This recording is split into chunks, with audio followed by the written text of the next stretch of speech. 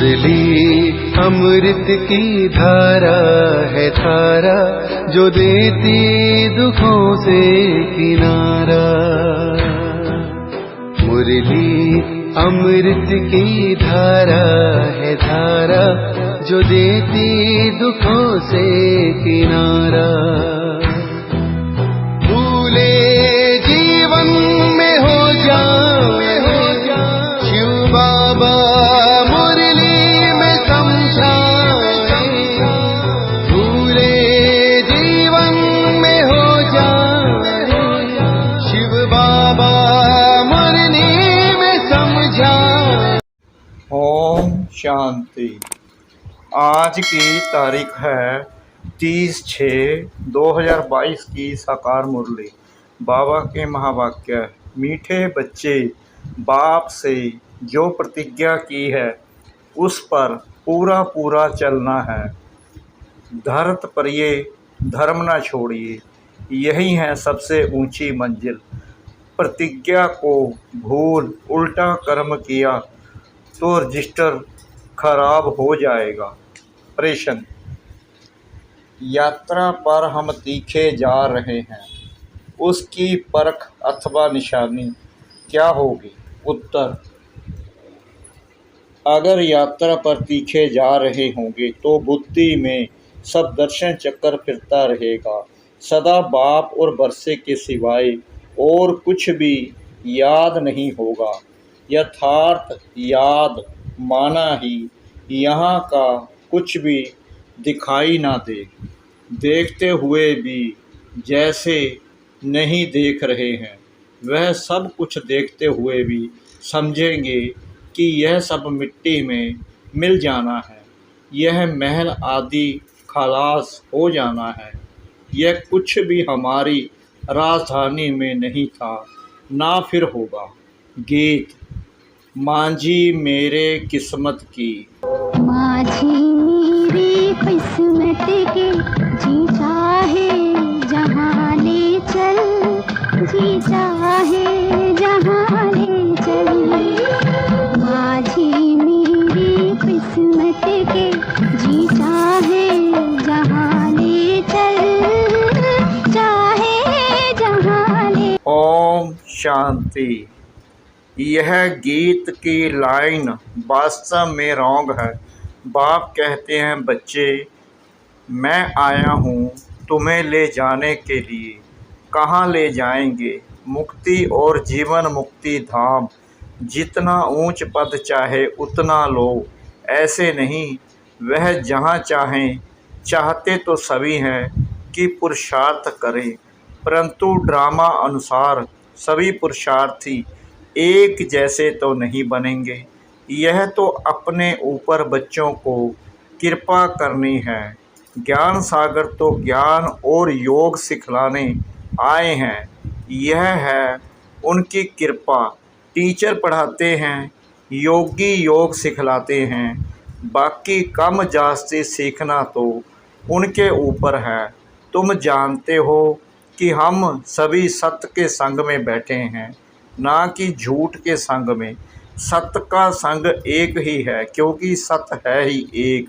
सतयुग की भी स्थापना वही करते हैं और सतयुग में ले जाने के लिए पुरुषार्थ भी करवाते हैं। सच का एक श्लोक भी है कि सच बोलना, सच चलना, तब ही सचखंड में चल सकेंगे। सिख लोग कहते भी हैं सत श्री अकाल। एक ही वो सत्य बाप सबसे श्रेष्ठ है। अकाल मूर्त है, उनको कभी काल खाता नहीं। मनुष्यों को तो घड़ी घड़ी काल खाता है। तो तुम बच्चे सच्चे सत्संग में बैठे हो। भारत जो अभी झूठ खंड है, उनको सचखंड बनाने वाला एक ही बाप है। देवी देवताएं सभी बच्चे हैं। यहाँ से देवताएं पुण्य आत्मा पने का बरसा ले जाते हैं। यहाँ तो झूठ ही झूठ है। गवर्नमेंट जो कसम उठवाती है वह भी झूठ। कहते हैं कि हम भगवान की कसम उठाकर सच कहते हैं, परंतु यह कहने से मनुष्यों को डर नहीं रहता।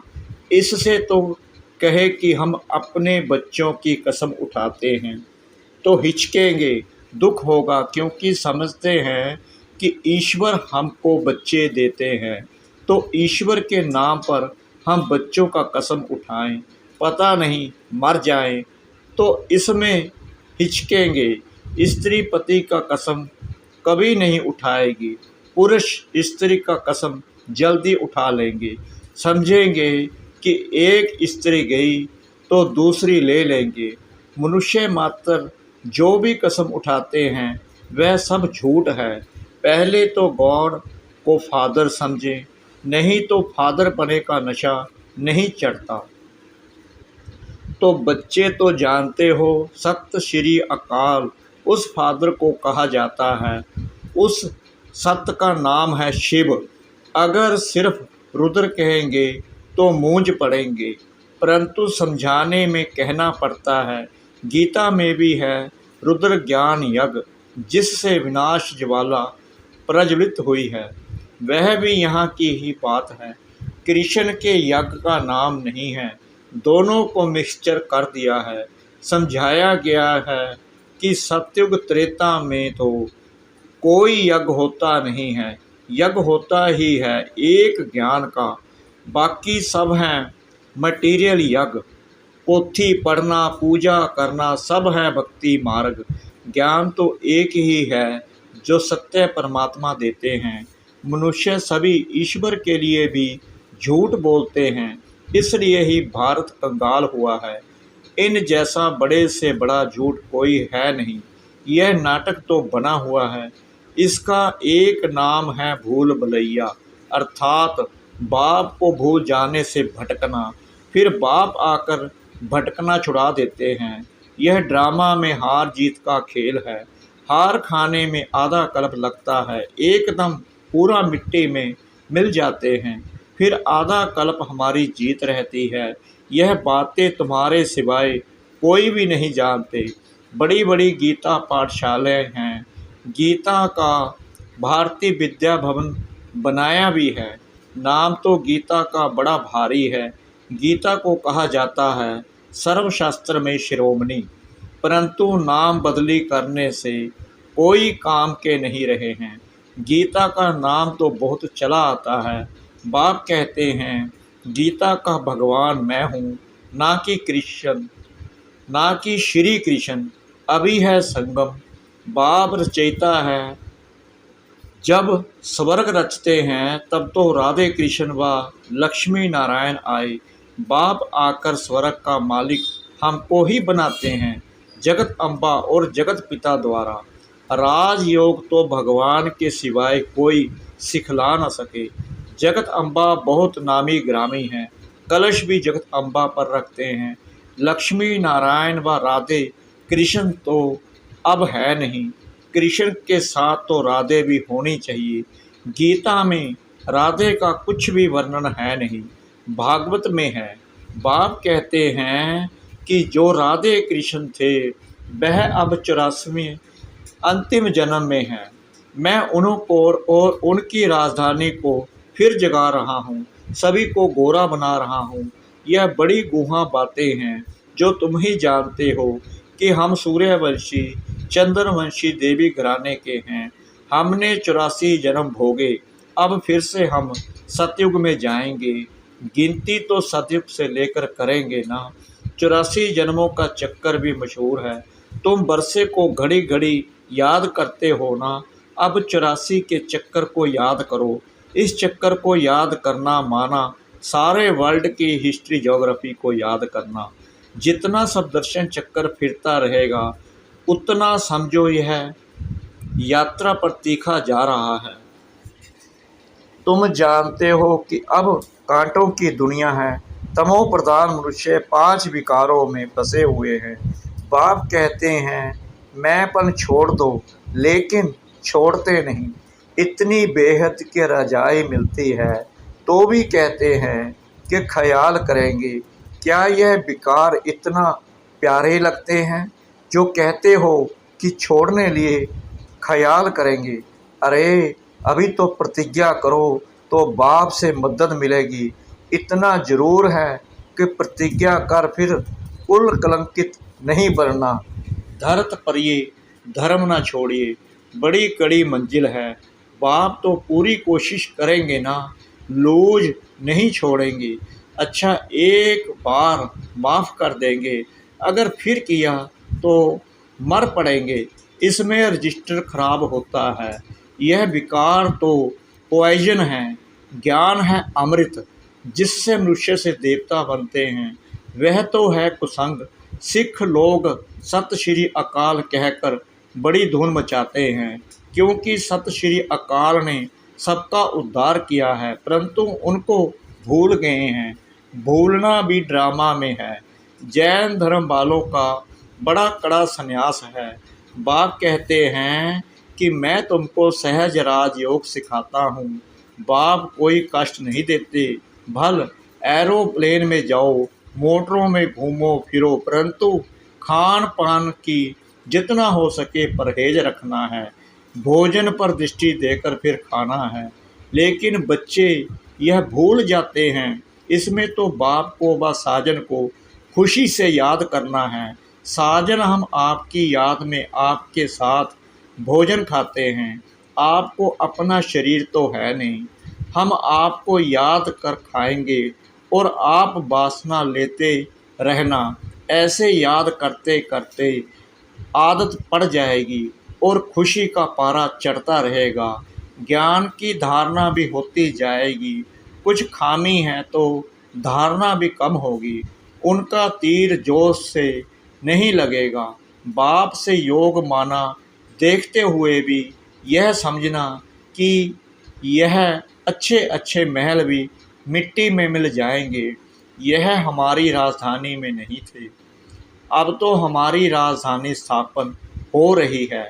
उसमें यह कुछ नहीं होगा, नई दुनिया होगी। यह पुराने झाड़ आदि कुछ भी नहीं होंगे। वहाँ सब फर्स्ट क्लास चीज़ें होंगी।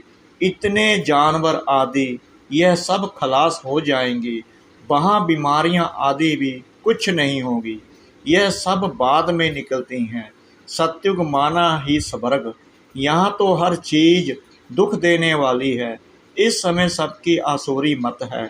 गवर्नमेंट भी चाहती है कि ऐसी एजुकेशन हो जिसमें बच्चे चंचल ना हो। अभी तो बहुत चंचलता हो गई है। पिकेटिंग करना, यानी धारणा देना, भूख हड़ताल आदि यह सब हो रहा है ना। यह सब किसने सिखाया? खुद का सिखाया हुआ ही खुद के सामने आता है। बाप कहते हैं बच्चे शांति में रहो।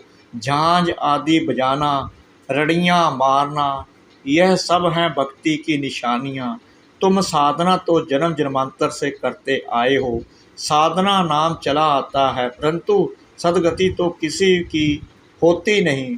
तुम्हारे पास चित्तर आदि भल लिटरेचर भी ना हो तो भी तुम मंदिरों में जाकर समझा सकते हो कि यह लक्ष्मी नारायण पहले स्वर्ग के मालिक थे ना। उनको जरूर स्वर्ग के रचयिता से वर्षा मिला होगा। स्वर्ग का रचयिता तो है परम पिता परमात्मा, जो ही समझाते हैं। मंदिर बनाने वाले यह नहीं जानते हैं। तुम बच्चे समझाएंगे तो उनको परम पिता परमात्मा से वर्षा मिला है। जरूर कलयुग के अंत में ही मिला होगा ना। गीता में राजयोग की बात है। जरूर संगम पर ही राजयोग सीखे होंगे और सीखे होंगे परम पिता परमात्मा से, ना कि श्री कृष्ण रचना से। रचयिता तो एक ही बाप है, जिसको ही हेवनली गॉड फादर कहते हैं। जो अच्छे विशाल बुद्धि हैं, वह अच्छी रीति समझते भी हैं और धारणा भी करते हैं। छोटी छोटी बच्चियां बड़े आदमी से बैठ बात करे, चित्रों पर समझाए। इन्हों को रचने वाला कौन? भल कामन चित्र भी हों, वह ना भी हो, बच्चियां तोतली भाषा में समझा सकती हैं। छोटी बच्चियां अगर होशियार हो जाएं तो कहेंगे कि बलिहारी इस एक बाप की है जिसने इनको ऐसा होशियार बनाया है। बच्ची कहेगी कि मैं जानती हूँ, तब तो सुनाती हूँ। बेहद का बाप अब राजयोग सिखला रहे हैं। बाप कहते हैं अपने को आत्मा समझो, कोई भी देहधारी को गुरु मत समझो। एक सतगुरु तारे, बाकी सब डुबोने वाले हैं। ऐसे टिकलू टिकलू करे तो नाम बाला हो जाए। कन्याओं द्वारा ही ज्ञान बाण मारे, यह दिखाया है ना। ऐसे भी नहीं कि सभी समझ जाएंगे, जो अपने धर्म के होंगे वह जल्दी समझ जाएंगे। वानप्रस्थ वालों को व जो मंदिर बनाते हैं उनको जाकर समझाना उठाना चाहिए। हम आपको शिव बाबा की बायोग्राफी बताते हैं। सेकंड नंबर है ब्रह्मा विष्णु शंकर। हम आपको वर्ल्ड की हिस्ट्री ज्योग्राफी बताते हैं कि मनुष्य 84 जन्म कैसे लेते हैं। यह 84 का चक्कर है। ब्रह्मा सरस्वती सभी की कहानी बैठ बताएं, यह तुम बच्चों के सिवाय कोई समझा ना सके। आओ तो तुमको बताएं कि लक्ष्मी नारायण ने राज्य कैसे पाया और फिर कैसे गवाया। अच्छा, यह भी नहीं समझते हो तो सिर्फ मन मनाभव हो जाओ। ऐसे ऐसे बच्चों को जाकर सर्विस करनी चाहिए। अच्छा, मीठे मीठे सिखला दे बच्चों प्रति माता पिता बाप दादा का याद प्यार और गुड मॉर्निंग। रूहानी बाप की रूहानी बच्चों को नमस्ते। हम रूहानी बच्चों की रूहानी बाप दादा को श्रद्धा भरी प्रेम भरी नमस्ते। शुक्रिया बाबा, शुक्रिया बाबा, शुक्रिया बाबा, इस मीठी मीठी मीठी मुरली के लिए। धारणा के लिए मुख्य सार। नंबर 1, अंदर में कोई भी खामी हो तो उसे चेक कर निकाल देना है। बाप से जो प्रतिज्ञा की है उस पर अटल रहना है। नंबर 2, भोजन बहुत शुद्धि से दृष्टि देकर स्वीकार करना है। बाप अथवा साजन की याद में खुशी खुशी भोजन खाना है। वरदान, सर्व खजानों के अधिकारी बन स्वयं को भरपूर अनुभव करने वाले मास्टर दाता भव। कहा जाता है 1-2 हजार पाओ विनाशी खजाना देने से कम होता है, अविनाशी खजाना देने से बढ़ता है। लेकिन दे वही सकता है जो स्वयं भरपूर है। तो मास्टर दाता अर्थात स्वयं भरपूर व संपन्न रहने वाले, उन्हें नशा रहता कि बाप का खजाना मेरा खजाना है। जिनकी याद सच्ची है उन्हें सर्व प्राप्तियाँ सत्य होती हैं। मांगने व फरियाद करने की दरकार नहीं। स्लोगन, अपनी स्थिति अचल अडोल बनाओ तब अंतिम विनाश की सीन देख सकेंगे। अपनी स्थिति अचल अडोल बनाओ तब अंतिम विनाश की सीन देख सकेंगे। ओम शांति।